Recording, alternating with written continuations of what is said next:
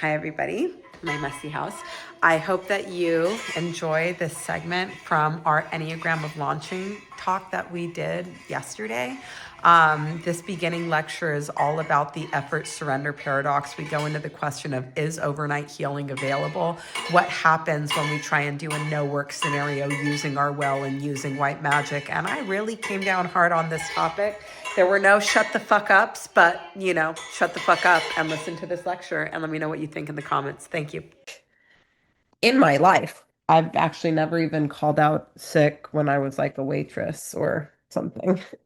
I have abruptly quit jobs.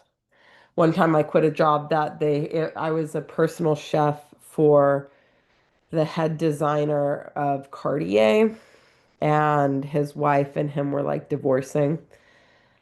Obviously, they were recruiting personal chefs on Craigslist. So, you can take the hoe out of the honky tonk, but you can't take the honky tonk out of the hoe. You know what I mean?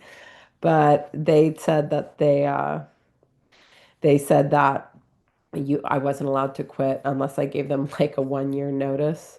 So I just emailed them one day and told them that my mom was dying. And, in a way, we're all dying. But I remember my older brother was so like fucking, and I felt nothing about that. I had been no contact with her for I think like 3 years at that time, maybe more. No, probably more like 5 years. But my brother was all drunk one night and he saw the email because I kept stealing his computer. And he was like, how dare you say something like that? I said, bro, fucking save your shit. I'm like, you tell everybody you're an only child. I'm like, I said mom died. I'm like, you have 10 brothers and sisters that you fucking killed off. Don't even start your shit with me. I let my kids love hearing stories about when I was like naughty with my brothers.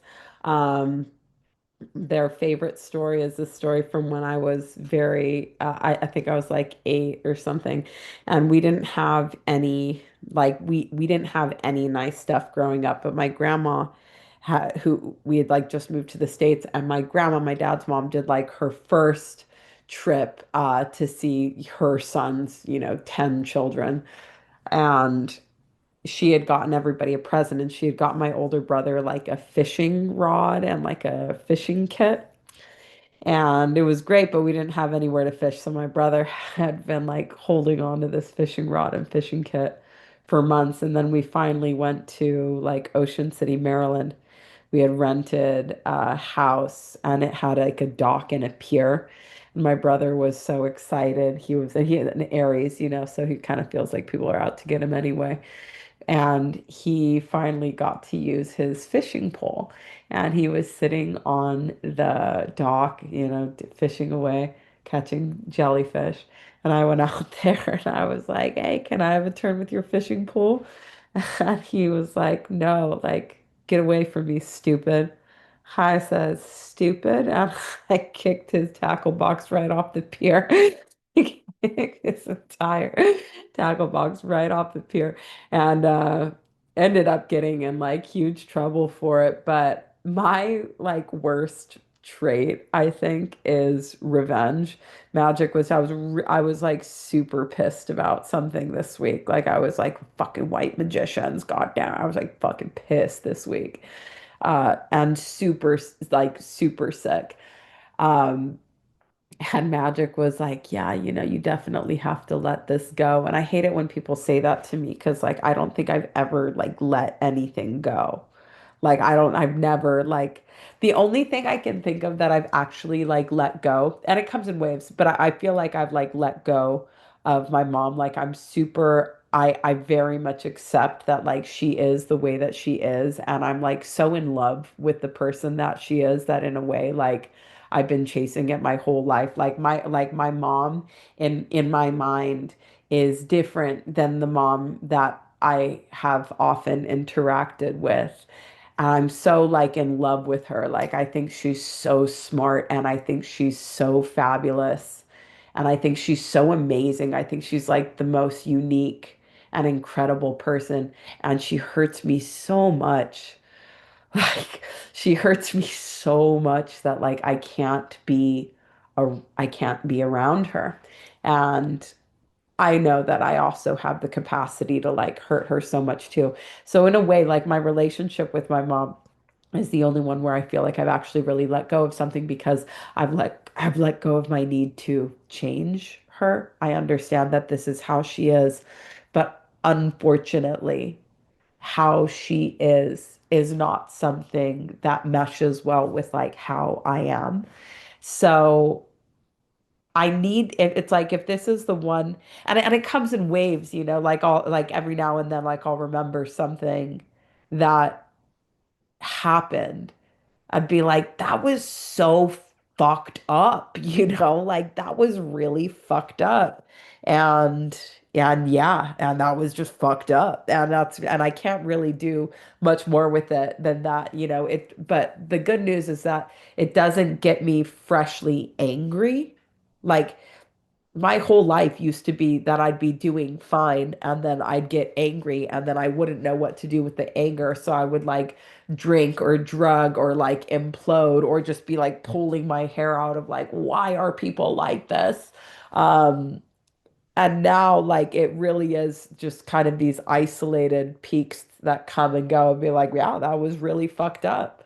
File that under, you know, my fucked up childhood and now I don't treat my kids like that. And it just go they're like puncture wounds, you know, not slices. It's like a puncture wound where you're like, ooh, that hurt, but you don't even put a band-aid on it because it's like that's just all that it was. But I need to kind of look for myself at the mechanics of what this is like, wow, this is what a successful let go has looked like. And try to apply that in more areas. But actually, I might have let go of my dad and all the men in my family even more because I don't think about them at all. So let's let's go into today's let's go into today's talk about let's get to the chat. Is there anything that you feel like you've also like you've ever let go of, like where you've successfully been like, I completely let that go? Because maybe letting go, I hate it when people tell me to let stuff go, you know, and this is something that I've been thinking about so much this week. The desire to have a better past. Yeah. And that's a big, you know, that's a very good thing to let go of because talk about impossible. You know, I'm like, that's so impossible that my speed reading brain didn't even, I had to look closely to realize that you were saying past because the desire to have a better past is like such a fucking bonkers sentence. We hear better future, but better past, it's like, yeah, that's a good thing to let go of. I've let go of the fact that I can't help or heal the old heads in my family that don't want help. Yeah, over 100 pounds of protective and belonging wet. Yeah, like really letting go of being hurt by my first husband. Yeah. And so, how did you let this go? How did you let this go? Kiki, I specifically want to ask you, how did you let this go? And tell me in the chat. I'm not going to take anyone off of mute today. I have to buy a thing. Because like 100 pounds of protective and belonging weight, how did you let that go? Because you didn't wake up the next morning and say, I don't have this anymore. Something might have changed, but there was something tactical.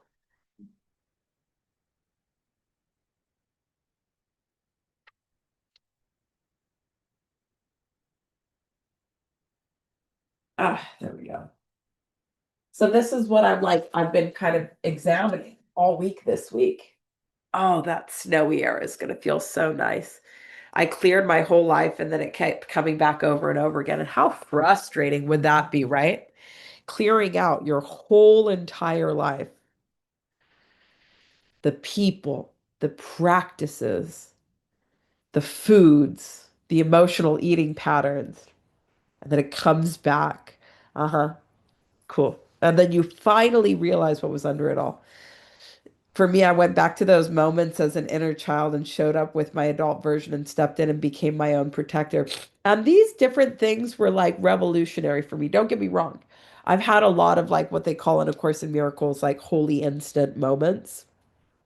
I think the biggest one for me was accepting for the first time going that I had been molested by my brother. Never forget where I was when that happened for the first time. But I like accepted that. And then I had a lot of work to do to stop. I changed my thinking, but changing my behaviors is something that I'm still working to this day. Like changing my behaviors from being somebody that says no easier. You know where this one gets here's a byproduct of shame that I've struggled with so much and even recently and even as a mom is at this really comes up for me as a spiritual teacher. Feeling a full body no in my body, but feeling like I need to protect the other person at cost to my own health and well-being. And this is like so not useful. The worst play, like the worst, I've had two clients that made me never want to coach again. And both times I wanted to say no to them in the beginning, but I felt like I couldn't say no. Not couldn't say no to them. I could easily say no to them, but I felt like I couldn't say no to my destiny of being a spiritual teacher. And there was somebody here that really wanted to be taught by me, even though I knew that I couldn't do it. In both of these situations, I had refunded them the money and they were like, no, please let me pay you. No, please let me pay you. And I'm very, in the past, I wasn't somebody that was easily talked into or out of things. I'm very like strong-willed. But when I became spiritual, this came up for me all over. Before I could just get drunk, ask me again when I'm stupid. That'd be one thing. But spiritual and being like, am I allowed to say no in this situation? So, blow my nose one more time. Such an achievement to be able to blow my nose, you guys. There's been a fucking wall in my face that I haven't been able to get over. And we'll get back to that in a second. I'm wondering if things like and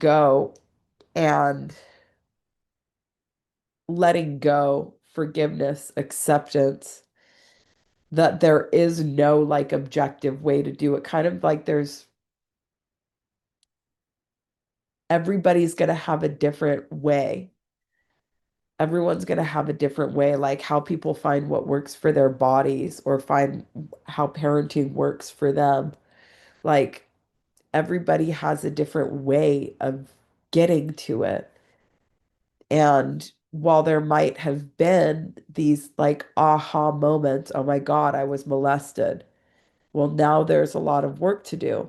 And no matter how many times I bring people to the aha moment like that, which is what we do when Wheels Reinvented, there's still so much work that has to be done. And this is what I've been kind of obsessing over this week because the Enneagram, the law of seven specifically, but the Enneagram as a whole is, and this I believe in more than anything, like more than anything. The Enneagram shows you how much work is required to make something happen.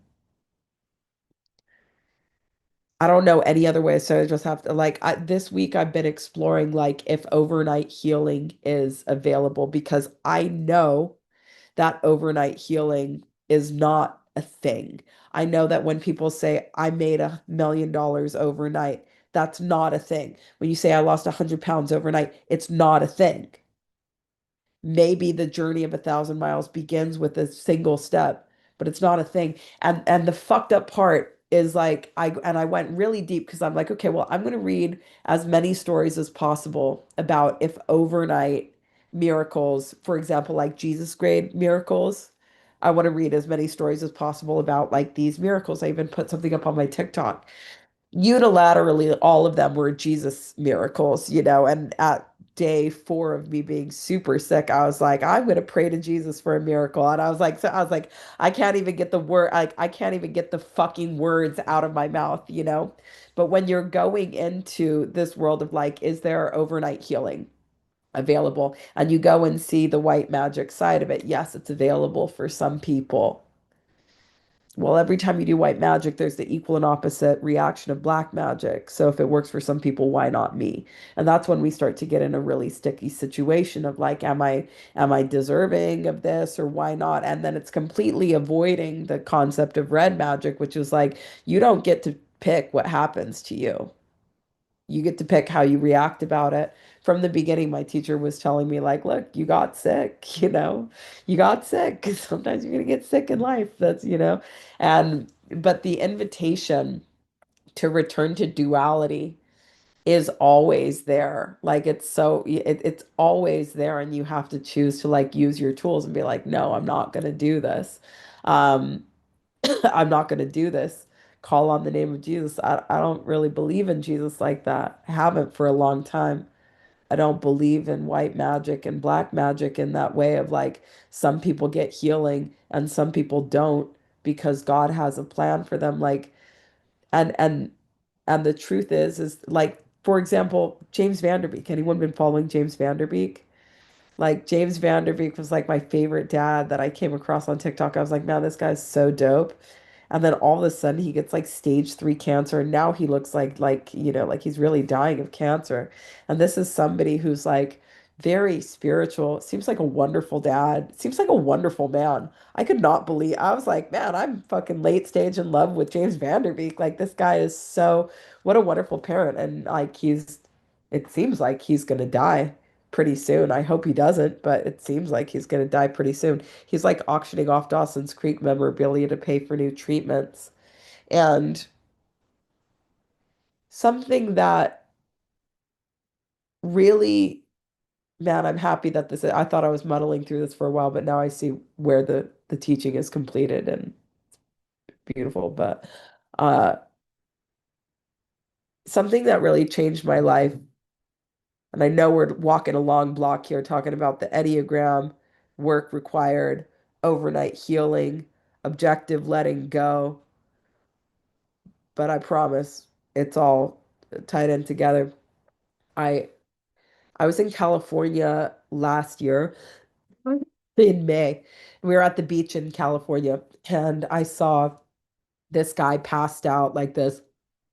He had passed out in his chair with his wife and his 3 kids. And I was thinking, oh my God, this guy's sleeping like he's gonna wake up with Jesus. This guy looks fucking bad here. This guy has crashed the fuck out. His family's just letting him do. This guy could get sand in his mouth.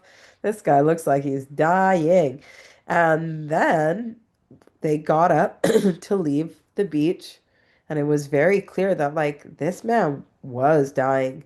This man had a terminal illness. His family brought him to the beach on probably one of the last few little days of his life. This is somebody that he was all bundled up at the beach. It was the middle of summer. It was a really hot day. And they were all collecting themselves and walking back to their car, which, if you know California beaches, they suck and it's a process. And there was this man and his wife and their 3 kids, all of them under 14, walking so bravely. They're gonna make me cry. Like these people were so far past the point of you can heal yourself. Don't you know you can control this? Don't you know you can control this? Don't you know there's something that you can do to change fate in your favor? And the nobility. None of them were shaking their fists at the sky.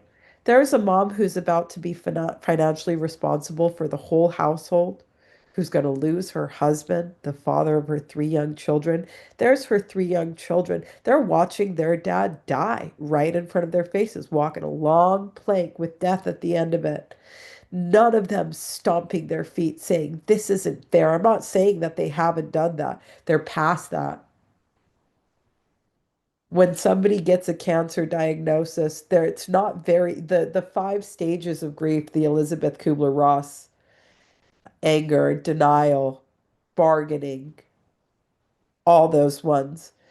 Those were specifically designed for people with terminal illnesses. Though there's a stage is that somebody who knows that they're dying, that's the grief stages they go to. It's not the same as when you're somebody you go experience a great change. So it's not very common for somebody to be diagnosed with a terminal illness and not go into denial. That's full of shit. To not go into, Sunny, maybe you can help me out with these stages if I forget one. To not go into anger. This is so fucking unfair. To not go into bargaining. God, I'll quit drinking. There's one more. What's the one that I'm forgetting here? Bargaining, denial, anger. There's one more. Uh, but it's very rare for somebody to get news like that and not try to control it in some way, except it, yeah, depression. That's it. Thank you, Sid. It's very uncommon for somebody to not, and then just depression. Oh my God, what's the point? To see people accepting not getting their way, even when their conditions are brutal, is like the most fucking incredible thing in the world. Like humans are beautiful and resilient and strong. Anybody in the whole world can teach you or attempt to teach you how to control something. Anybody can sell you a control tactic, and they're all subjective, all of them. But acceptance is universal. Everybody can learn about acceptance. Everybody, and how do you accept something? You say, fuck, that sucks. That's it. Fuck, that sucks. And it's not this whole thing. Like in mesoteric teachings, and I'm always invited to go downhill. And I felt like I had this opportunity this week to be like, well, wait, you don't believe overnight healing is available. What's wrong for you? I don't believe overnight healing is available because there's no such thing as overnight millions. There's no such thing as overnight birth. There's no such thing as overnight fucking anything. That's not how overnight, if you wake up tomorrow morning 100 pounds heavier, that's insane, right? That's insane. Or let's say you woke up, or let's pick some, I don't know, weight loss or whatever. Let's say you woke up tomorrow with bigger boobs out of nowhere. If you wake up with bigger boobs out of nowhere, you're going to worry that you're going to have smaller boobs out of nowhere. There's so many, and I'm like kind of obsessed with miracle working and stuff, and people that do. So, for example, white magicians that do like evangelical healing and stuff like that, like rise up and walk type stuff. It's so awesome. Like, but so much goes into the pageantry of it specifically. There's a lot of like magic at play, and I think it's really cool. And sometimes it does work. And it's awesome when it does. But there's so much in the delivery and the outfits, and there's presentation is really a lot of it. The same with black magic, the same with like advanced exorcisms and stuff like that, where you're doing like chicken sacrifice or making people collect the ingredients and stuff. It's pageantry to really, it's not overnight. Oh, you can just change this and that's it and that's done. There's a whole to be somebody that can do that. You have to kind of put so much into your delivery. And I think it's when people have figured out how to do this. I don't know if I'm somebody that's ever going to be able to do something like that because I feel like I always want to tell people, I want to give people realistic expectations about stuff, even if the reality is tied to the most commonly shared reality that we all share here on Earth, which is not a great place to be, but it sure is pretty. Um, but I like to tell people like it's gonna be work. Like it's gonna be work. And sometimes you can't control what's happening to you. I'm having to like sit. I went through this control era of being like, I was feeling myself getting sick. I was like, I can control this. I will control this. And then right when I was starting to feel like, I think I'm just sick, I'm like, no, there is a higher level to which I can control this. Meanwhile, my teacher the whole time was like, "You're sick. I don't know what else to tell you. Like, shut the fuck up. You get sick sometimes." Uh, and he's dead. So, he's coming at me with the perspective that's enlightened. But he's like, "You're sick." He's like, "I was fat. Like, you're sick. Sometimes life just gets you like that." Uh, but in my like control spiral, always the invitation to go downhill and be like, you know what? Maybe there is faith healing, but the only fucking faith healer stories I see are like the Jesus people. I'm not listening to this chat right now. You guys are going to listen to me, actually.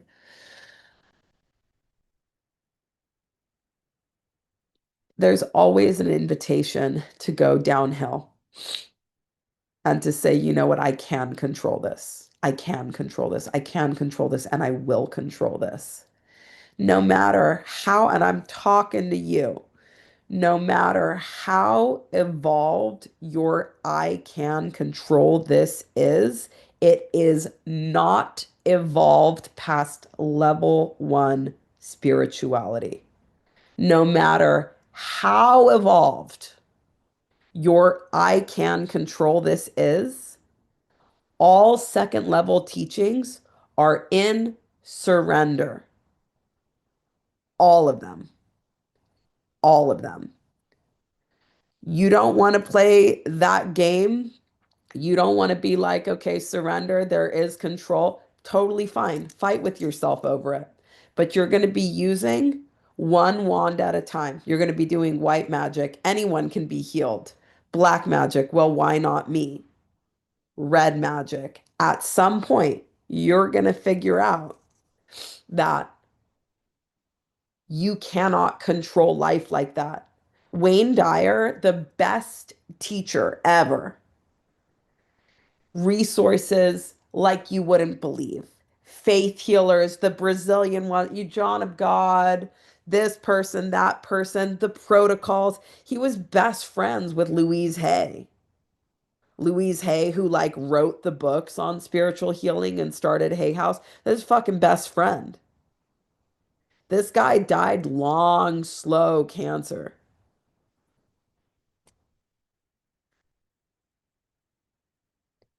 You can't control it.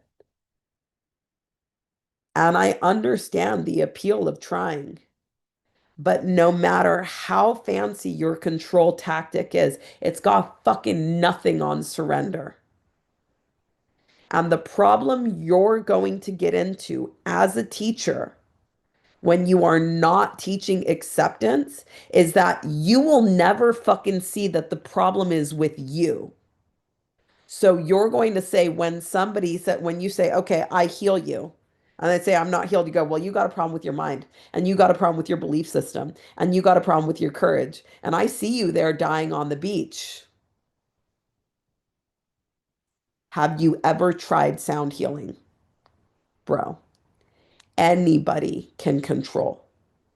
Very few can accept. And the ones that accept, whether they're a family on the beach, or the person with the fucked up relationship with their mom, or somebody that's got head to toe burns, like Turia Pitt, who's never going to be beautiful, even though she's always going to remember what it was like to be beautiful because she was very fucking beautiful and got burned head to toe. Anybody can control. Few can accept. So you need to, this is not going to be a one day to the next situation for you. But my job is to be the signpost. I don't care what you think about my belief systems.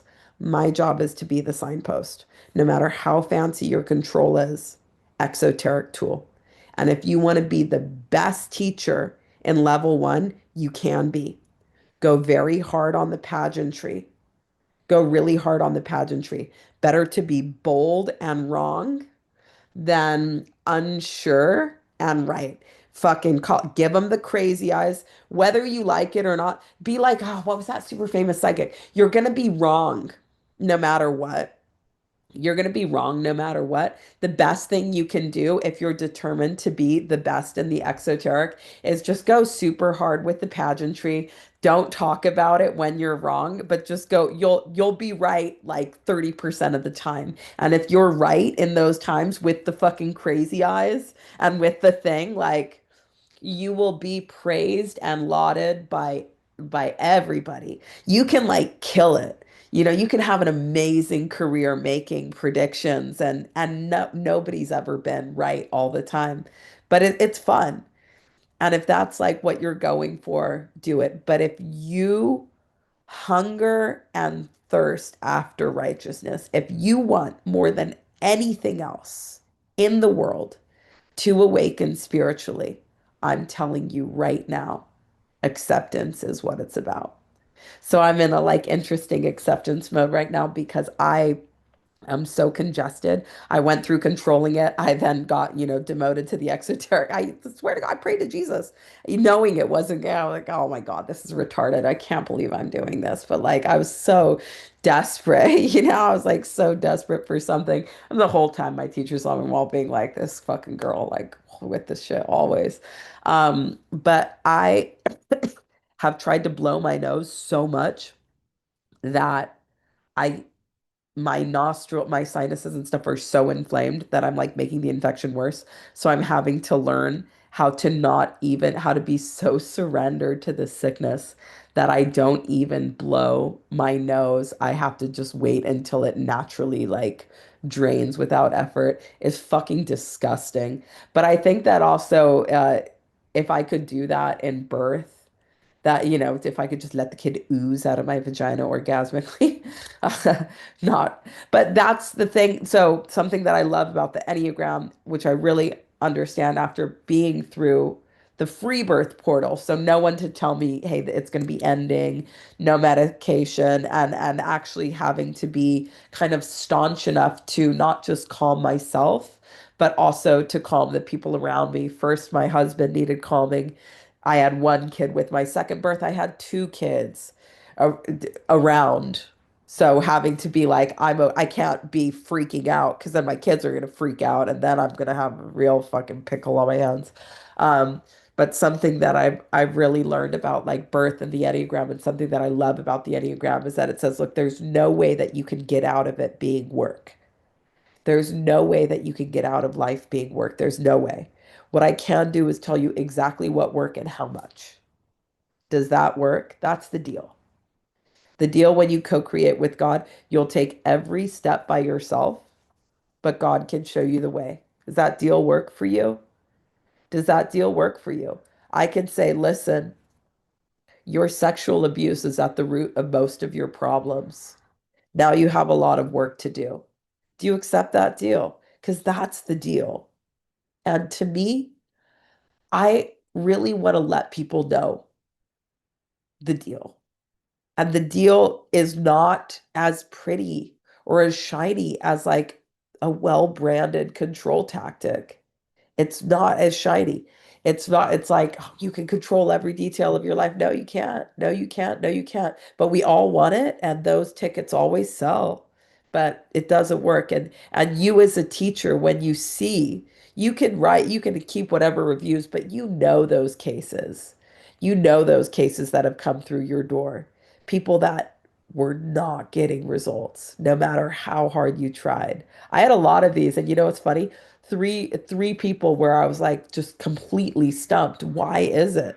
They're working so hard. Why is it that they aren't getting a result? All three of them were trans, female to male. And it was pre-transition, really interesting, but pre-transition, nothing they did like worked. Like fucking nothing they did was working. It's really interesting. And now they're like doing great.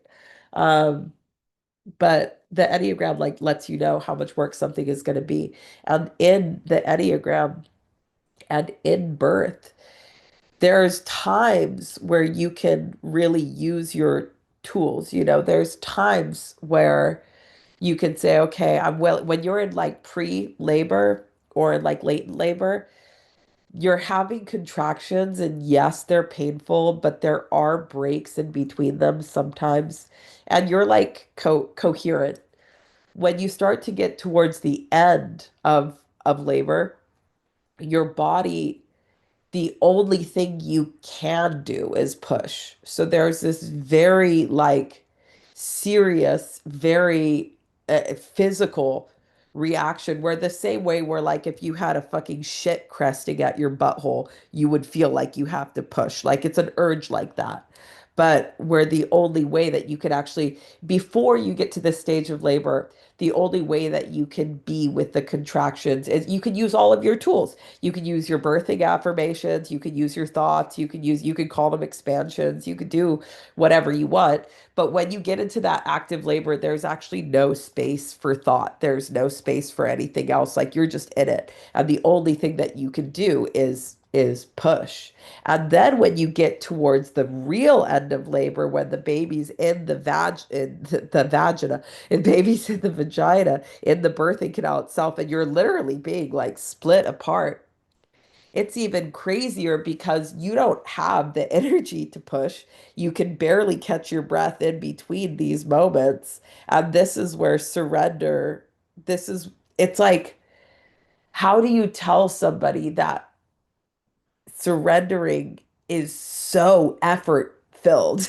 Like, I feel like the only way that I understand this, like, effort surrender paradox is with kids because when you're getting to that end stage of labor, this metaphor that we use so often to reference point eight, you're pushing so hard, but it feels like it's for nothing. It feels like it's for nothing. So you're like, you went into it saying, okay, cool. Well, now I'm pushing and I'm giving it my best effort, but it's starting to become a lot more intense. And no matter how many times you've given birth, like it's different every time. You know, you can't really prep yourself for it. But when you get right towards the end, you're like, homie, I don't really feel like I can keep doing this. I don't really feel like I can keep doing this. And that last stretch on the line of surrender, that last stretch on the line of red magic from point eight to point nine, where God reaches back and grabs you, seeing the finish line. When you're verging right up on that, all you can do is like sometimes you have to do when you're running or when you're working a really busy shift is just fucking put your head down and just keep putting one foot in front of the other. Sometimes it's really sad. You just got to put your head down and be real mad about it. Just put one foot in front of the other. That's what it looks like sometimes. So, my favorite thing about the Enneagram is being able to accurately tell people how much work they can expect to do, but I will never fucking tell you to expect that there won't be work. And that's not a limiting belief. That's experience. Cool.